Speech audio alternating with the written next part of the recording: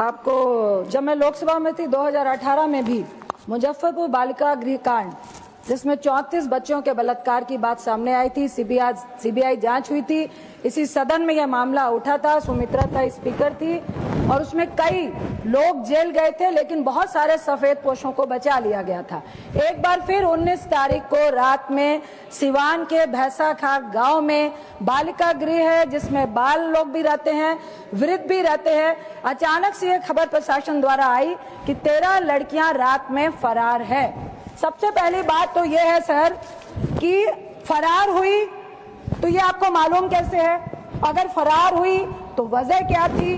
प्रशासन कह रहा है। दूसरी बात, सीसीटीवी कैमरा 8 थे, 5 वही कैमरे उस रात को बंद थे जिस दीवार से बच्चों के फरार होने की बात की गई।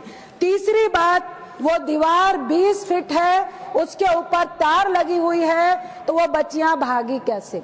चौथी बात, कहा गया प्रशासन के द्वारा कि एक लड़की मिल गई है, 8 लड़कियां अपने परिवार के संपर्क में हैं। अगर सिर्फ फरारी का मामला था तो प्रशासन सामने क्यों नहीं कर रहा है? उन परिवारों को छुपाए क्यों जा रहा है? उपसभापति जी, मैं आपके माध्यम से सरकार को बताना चाहती हूं कि यह नॉर्मल मामला नहीं है।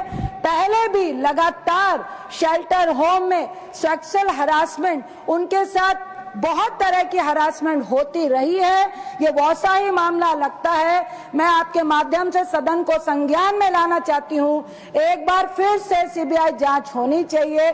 मैं तो कहूंगी कि एक स्वतंत्र कमेटी बननी चाहिए जो देश के तमाम बालिका गृह की निगरानी करे, स्वतंत्र निगरानी करे। सर, इसको जब तक आप कहेंगे ये मामला सदन में आ रहा है तब से वहां लीपापोती शुरू हो जाती है। आपके माध्यम से मैं कहूंगी कि इसका राजनीतिकरण नहीं करें, क्योंकि पक्ष हो विपक्ष हो, इसमें बहुत तरह के सफेद पोशों के जाने के, इन्वॉल्व होने की बातें लगातार आती रही हैं। यह हमारे देश के उन बच्चों का सवाल है जो गरीब है, लवारिस है, जिनको शादी का झांसा देकर बुला लिया जाता है। वो लवारिस तरीके से उन शेल्टर होम में रहते हैं। कुछ बच्चियां ऑर्केस्ट्रा में काम कर रही होती हैं, यहाँ तक कि बाल के साथ भी सेक्सुअल हरासमेंट होते हैं। और सर, ये सिर्फ सेक्सुअल हरासमेंट का केस नहीं है, जिस बुरे तरीके के साथ उनके साथ हरासमेंट की जाती है वो शब्दों में बयान करने के लायक नहीं है।